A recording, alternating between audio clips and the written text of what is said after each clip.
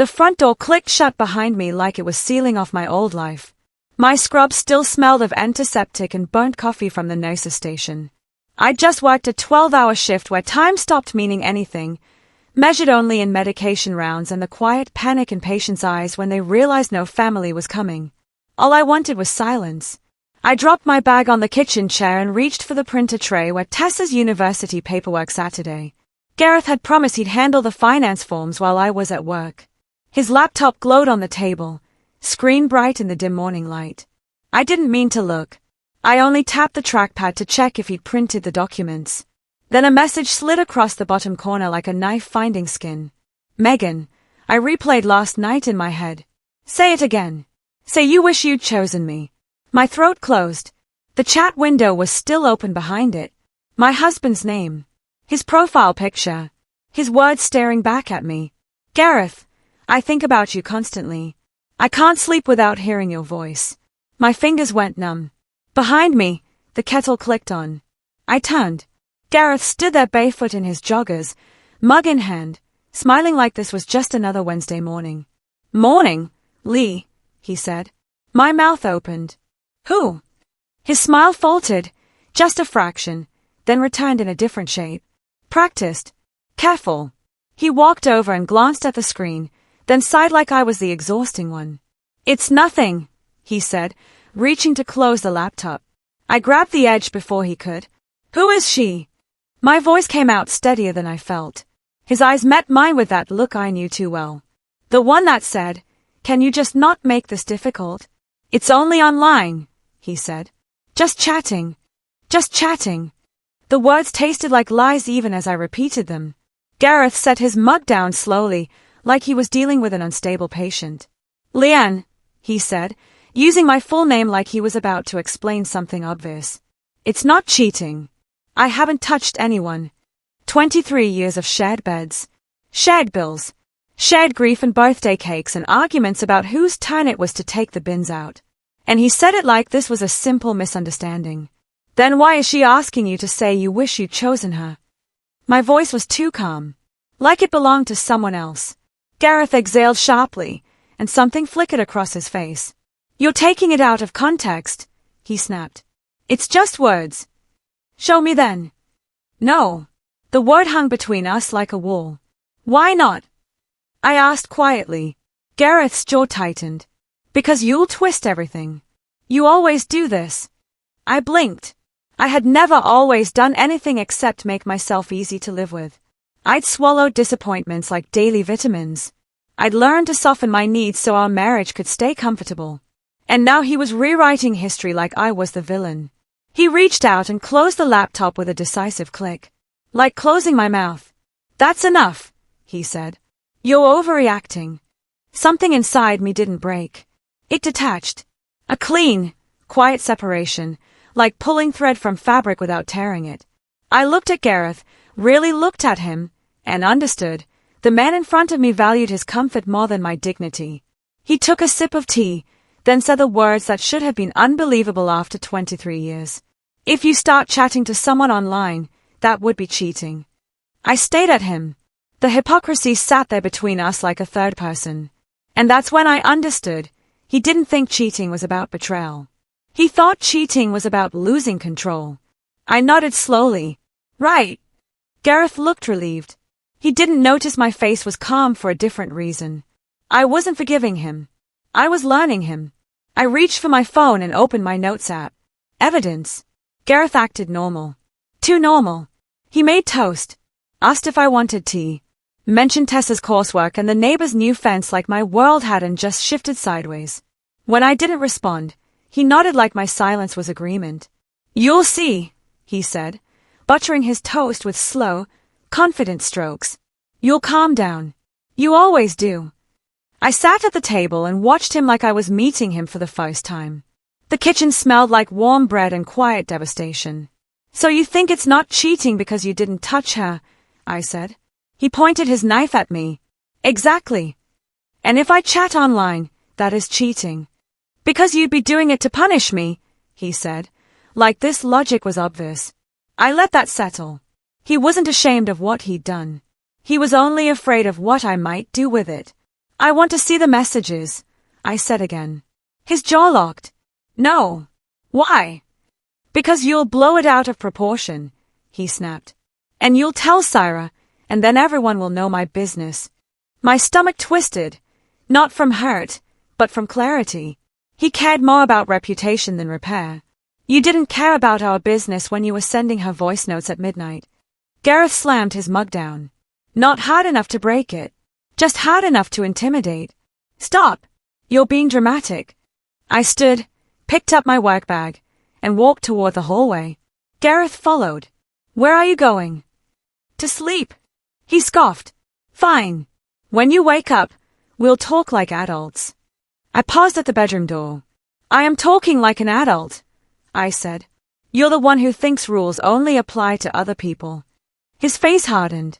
If you start messaging anyone, Leanne, I swear. I stepped closer. Close enough that he had to actually look at me. You swear what?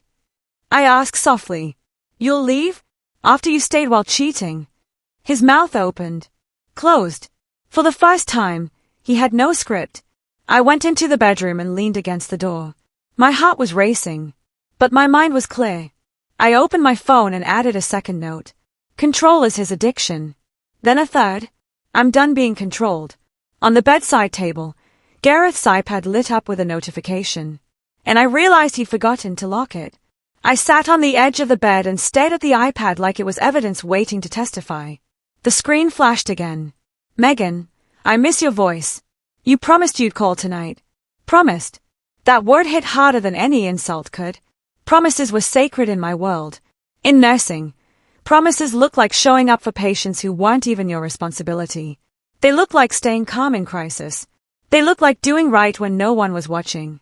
And my husband was handing out promises like loose change. I reached for the iPad with trembling fingers. Not from fear. From certainty. The chat history was long. Longer than a moment of weakness. Long enough to have seasons. I scrolled. Pet names. Inside jokes. Complaints about me packaged as honesty. Then I found the sentence that split me open. Gareth, my wife doesn't get me. She's always tired. You make me feel alive. Always tired. Yes, Gareth. I was tired from saving strangers' parents and grandparents. From holding hands through fear. From coming home and still being expected to keep a home warm. And instead of loving the woman carrying life, he'd found someone online to flatter his ego. I took screenshots. One after another. Then I paused. A photo Megan sent caught my eye. Not her face. The background. A neon sign in the corner. Familiar. I zoomed in. The lock. A bar in Deansgate. My stomach dropped. This wasn't just pixels. This had a location. My phone buzzed. Gareth, you asleep? Don't be weird today. I'm stressed enough. Don't be weird. I stared at those words, and something in me hardened into boundary. I deleted his text without replying. Then I saved the photo with the neon sign and added another note. He thinks my pain is inconvenient. He thinks my silence means surrender. I heard footsteps in the hall. Gareth moving around, humming softly, like a man who believed the storm had passed. I slid the iPad back exactly where it had been. Screen off. And for the first time, I didn't feel powerless. I felt prepared. That afternoon, I passed Deansgate on the bus home from picking up groceries. And there it was. Gareth's car. Parked outside the lock. I didn't plan to get off. I only meant to confirm I wasn't imagining things. But when I saw his car, my body moved before my mind could argue. The pavement felt unreal beneath my feet. Through the window, I saw him. Not the man who asked if I'd eaten during night shifts. This Gareth leaned forward, phone in hand, smiling at the screen like a teenager with his first crush. He looked light, unburdened. My phone buzzed. Gareth, running late. Overtime. Overtime. The lie slid into place so smoothly it frightened me. I didn't reply. Didn't confront him.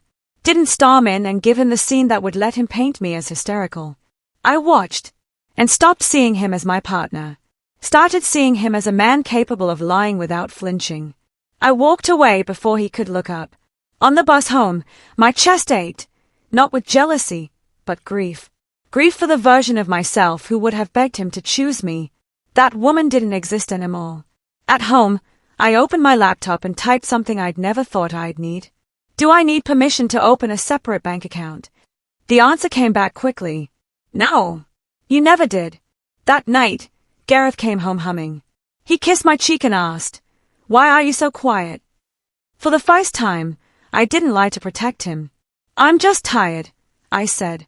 It wasn't a lie. It just wasn't the whole truth. Gareth relaxed instantly.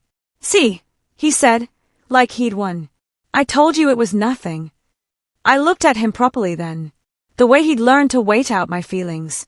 The way he'd learned that if he stayed calm long enough, I'd doubt myself. "You went to Deansgate today," I said. His head snapped up. "What?" "The Lark," I added gently. "The bar with the neon sign." Panic flickered across his face. Then anger. "Were you following me?" he demanded. There it was. The pivot.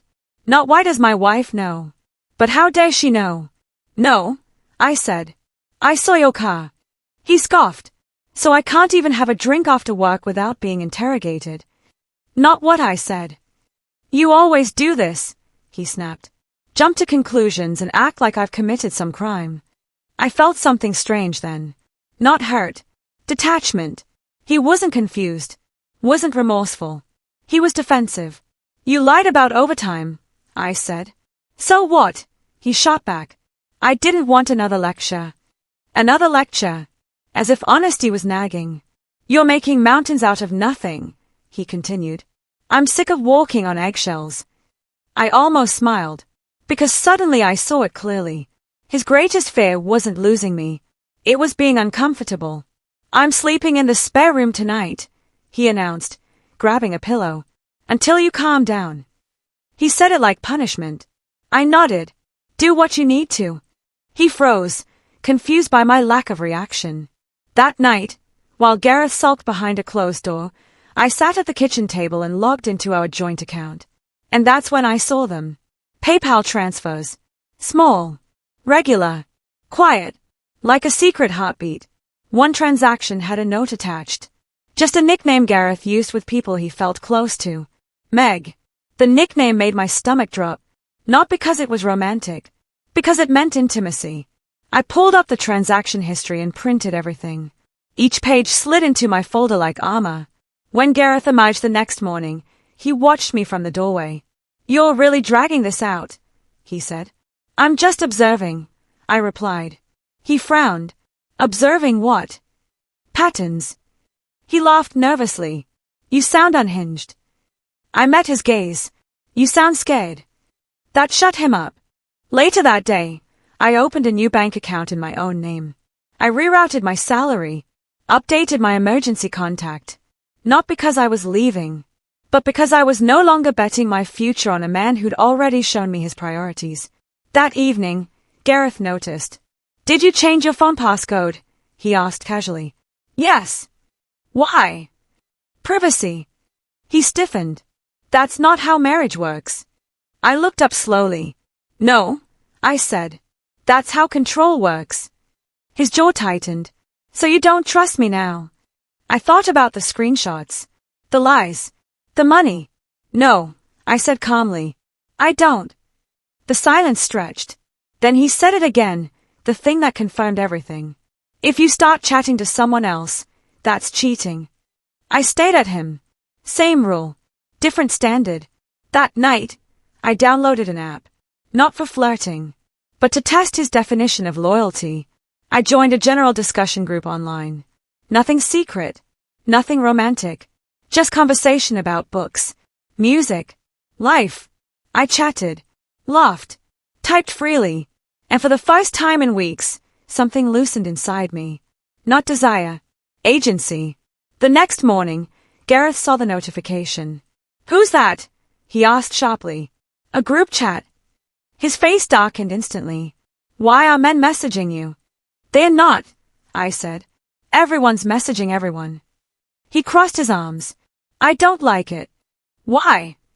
"It's disrespectful." I raised an eyebrow. "Interesting." He bristled. "It's different." "How?" "You're doing it to get back at me." There it was. Cheating wasn't about connection. It was about control slipping through his fingers. So when you did it, I said slowly, it wasn't cheating. But when I do it, it is. Yes, he said without irony. I laughed then. Not loudly. Just once. A sad sound. Thank you, I said. For what? For showing me exactly who you are. That night, my daughter Tessa came home unexpectedly from university. She took one look at us, and she knew. What did you do? She asked Gareth. Not what's going on or are you okay? Straight to the point. Gareth forced a smile. Nothing. Your mum's just stressed. Tessa looked at me. I didn't lie. He's been having an online relationship, I said. And he thinks it doesn't count. Tessa's jaw tightened. Give me your phone, she said to Gareth. He laughed. Don't be ridiculous. She didn't laugh back. If it's nothing, she said coldly, you won't mind. He stepped away. This is between your mum and me. No, she replied. This is about respect. And I don't think you've got any. The room felt smaller. Gareth looked at me, panic creeping in. You told her. I told the truth, I said. He stared like he didn't recognize me.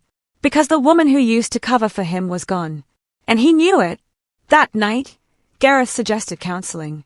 I'll do anything, he said. I don't want to lose this family. I agreed, but not for the reason he thought. The counseling room smelled like herbal tea and forced neutrality. Soft chairs, a tissue box placed exactly where pain was expected.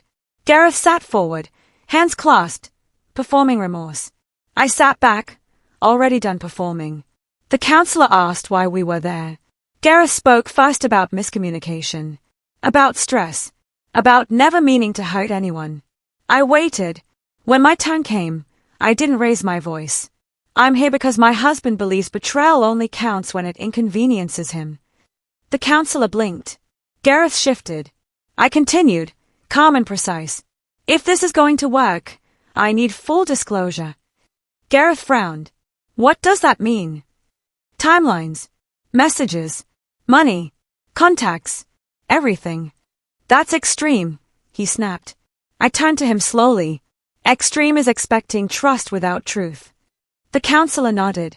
Full disclosure is standard in rebuilding trust. Gareth looked betrayed by the room, not by his actions. I don't see why we need to drag everything up, he muttered.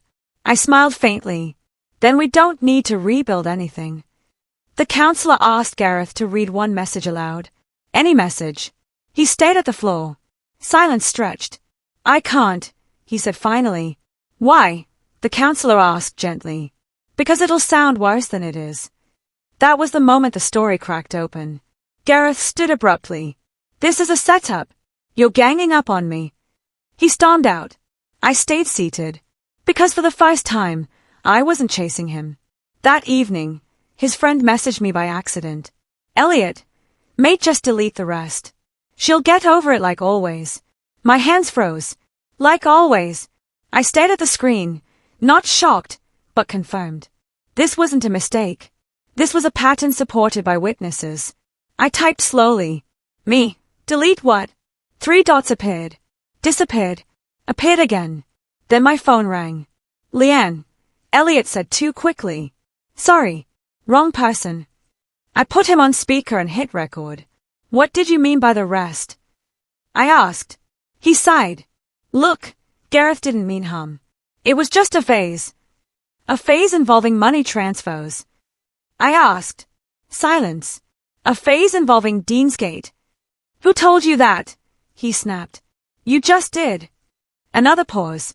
He said you'd blow this out of proportion, Elliot muttered. There it was. The narrative where I was unreasonable. Emotional. Dramatic. Thanks, I said calmly. That's all I needed. I hung up before he could recover. When Gareth came home, I was sitting at the table with my folder open. He stopped dead. What's that? He asked.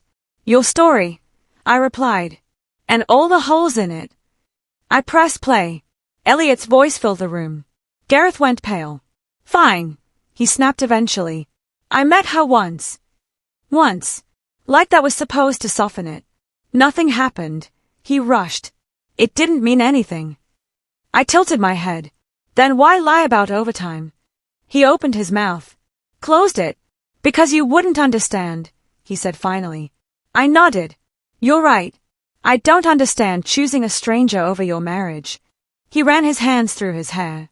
I was lonely. That word tried to excuse everything. You were married, I corrected. He flinched. You were always tired, always working. And you were always free to talk to me, I said. You chose not to. He stared at the floor, voice breaking, not with guilt, but frustration. I didn't think I'd get caught. That was the truth. The real one. Something inside me settled permanently. Thank you, I said. For what? For finally telling me who you are. He looked up, startled. I can fix this. I shook my head. You don't fix consequences. You live with them. What does that mean? He asked quietly. It means we can stay married, I said.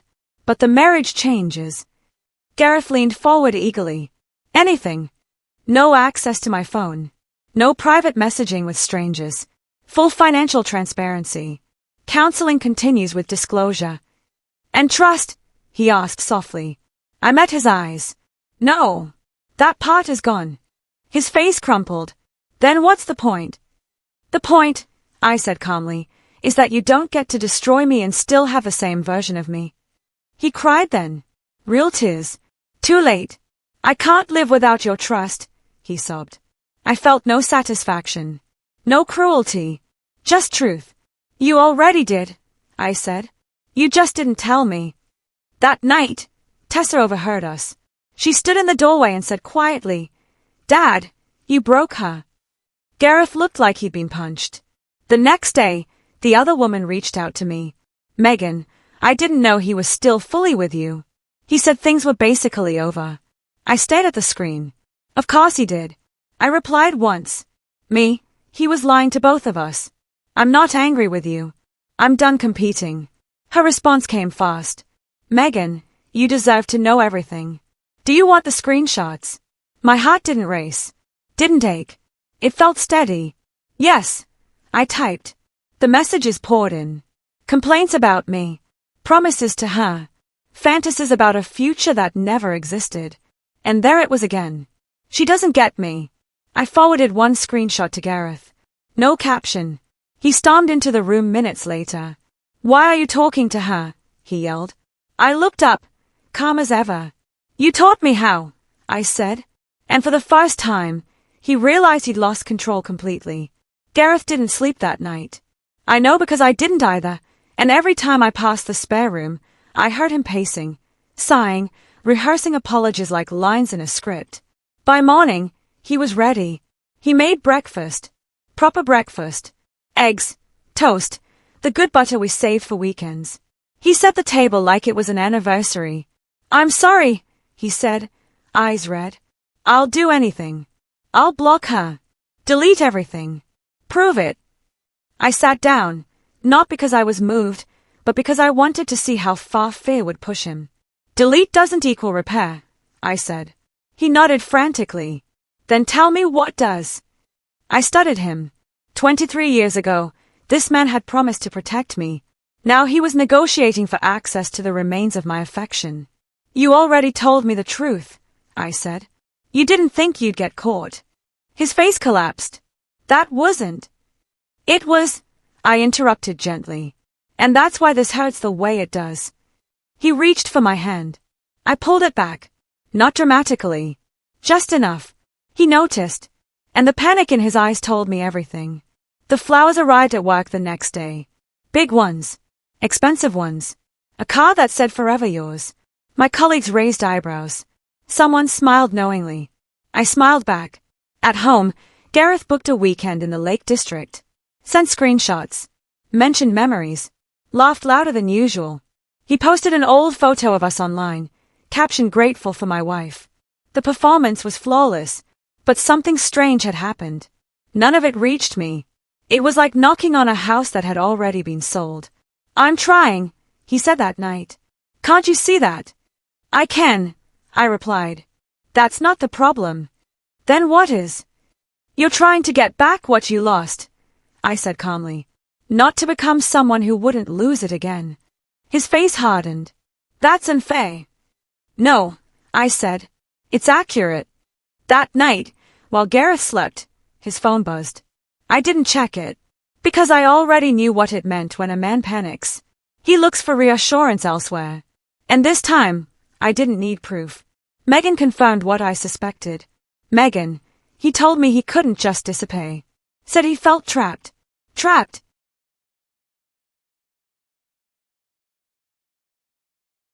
In the marriage he'd chosen. In the life he'd built. In the consequences he now wanted sympathy for. I didn't respond immediately. Instead, I went for a walk. The air was sharp, clear, honest in ways people weren't. That's when it hit me, not as pain, but as truth. Gareth didn't cheat because he was unhappy. He cheated because he wanted more without risking anything. When I replied, I kept it simple. Me, thank you for being honest. I'm stepping back. Her response surprised me. Megan, I think he uses people when he feels small. I stayed at that sentence for a long time, because it explained everything. When I got home, Gareth was waiting. She messaged you again, didn't she? He accused. Yes. His face twisted. You enjoying this? Punishing me? I shook my head. I'm not punishing you. I'm protecting myself. By humiliating me. You humiliated yourself, I replied. I just stopped covering it up. Something in him snapped. I don't recognize you anymore, Gareth said bitterly. I looked at him. That makes two of us. He scoffed. You've gone cold. No, I corrected. I've gone clear. He shook his head. Marriage can't survive without trust. I nodded slowly. Exactly. The silence that followed was heavy. So what now? He asked. I answered honestly. Now we coexist. We parent. We function.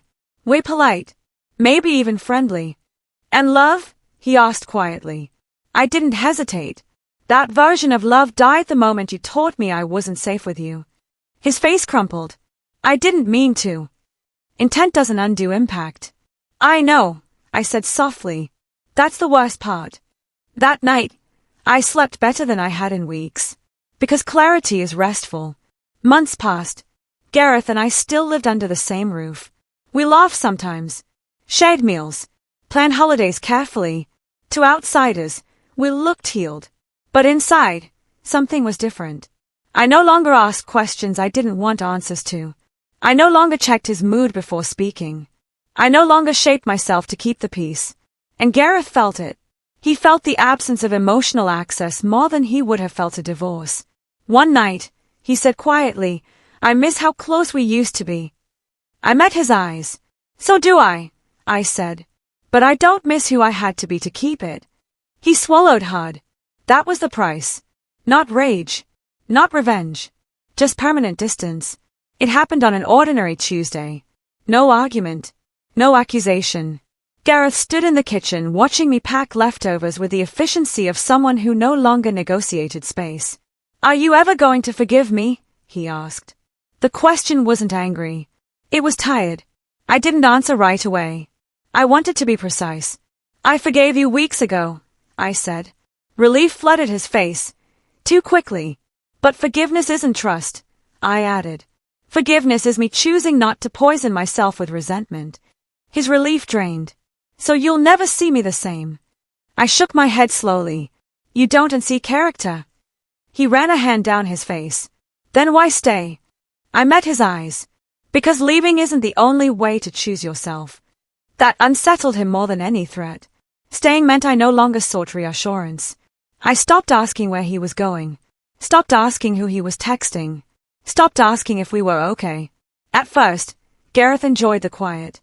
Then it terrified him. One night, he asked, Do you even care anymore? I answered honestly. I care differently. How? I care in a way that doesn't put my well-being in your hands. He swallowed.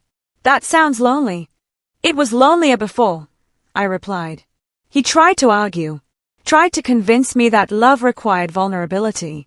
But vulnerability without safety is self-harm. And I was done hurting myself to prove devotion. We were lying in bed, fully clothed, backs not quite touching, when he asked it. If I hadn't been caught, he said quietly, would this have happened? I closed my eyes. Because that was the question that mattered. Yes, I said. Eventually. He turned to me, alarmed. How? Because someone who believes rules only apply when convenient always reveals themselves. He stared at the ceiling. You don't think people can change? He asked. I think people can, I said. But consequences still stay. That was when he understood. He hadn't lost me because he chatted online.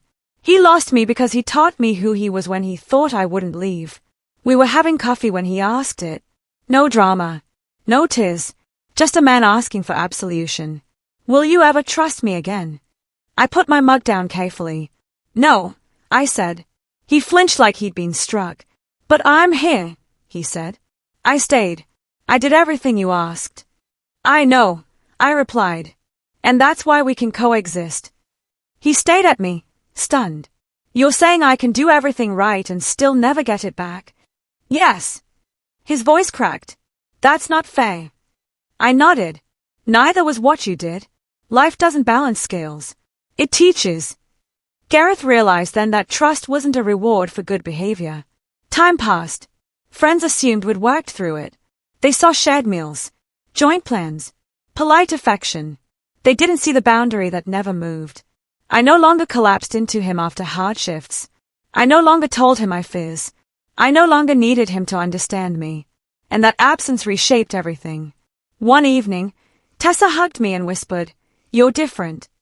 I know, I said. Are you okay? I smiled. A real one. I'm better than okay. Because I had myself back. Gareth sat with me one night and said, It feels like I'm married to you but not with you. I nodded. That's accurate. He looked hollow. I didn't know trust was this fragile. It's not fragile, I said. It's precise. He laughed bitterly. So this is it? Yes, I replied. This is the marriage after betrayal. Not punishment. Not cruelty. Just truth without illusion. He had kept the relationship, but lost the version of me who gave him blind faith. And that loss was permanent. Here's what I learned after 23 years of marriage. Love can survive betrayal. Commitment can survive betrayal. Even friendship can survive betrayal. But trust does not regenerate. Once it's gone, something else replaces it. Awareness, boundaries, emotional independence. We're still together. We talk. We laugh sometimes. We share history. But the woman who trusted without fear, she's gone. And she isn't coming back. Because once trust is broken, it doesn't return. It teaches you. It changes you. And it makes sure you never confuse loyalty with self-erasure again. People think staying is weakness. They are wrong. Staying without illusion takes strength most people don't have. I no longer asked questions I didn't want answers to. I no longer checked his mood before speaking. I no longer shaped myself to keep the peace. And Gareth felt it. He felt the absence of emotional access more than he would have felt a divorce. One night, he said quietly, I miss how close we used to be. I met his eyes. So do I said. But I don't miss who I had to be to keep it. He swallowed hard. That was the price. Not rage. Not revenge. Just permanent distance. Sometimes Gareth looks at me across the dinner table with something like longing. Not for me exactly. For the version of me who made him feel whole without requiring him to be accountable. That woman no longer exists. In her place is someone who knows exactly what she deserves. And won't settle for less just to avoid being alone. I sleep well now. My career thrives. My daughter respects me. And the man I married still lives in my house. But he doesn't live in my heart the same way. Because hearts remember what minds try to forget. And mine remembers the day I learned that some things, once broken, teach you more intact than they ever did whole.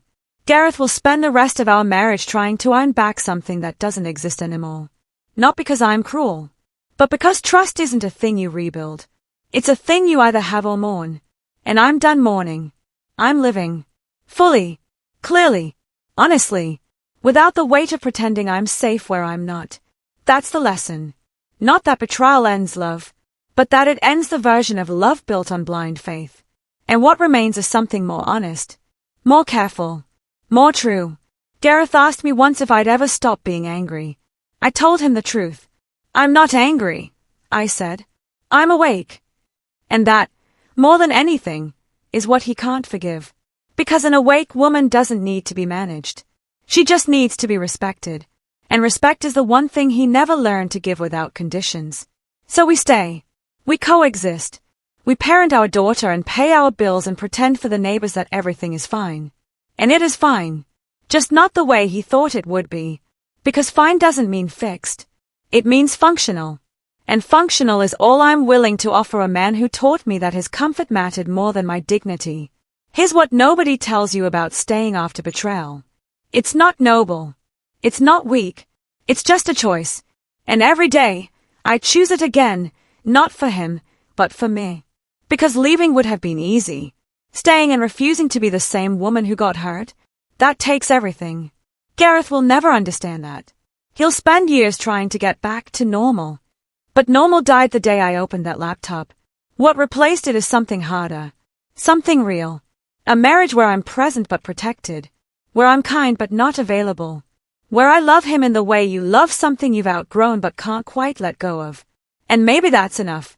Maybe it isn't. But it's mine.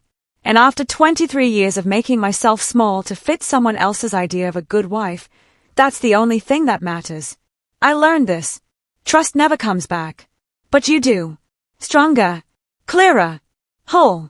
And that's the only resurrection worth having.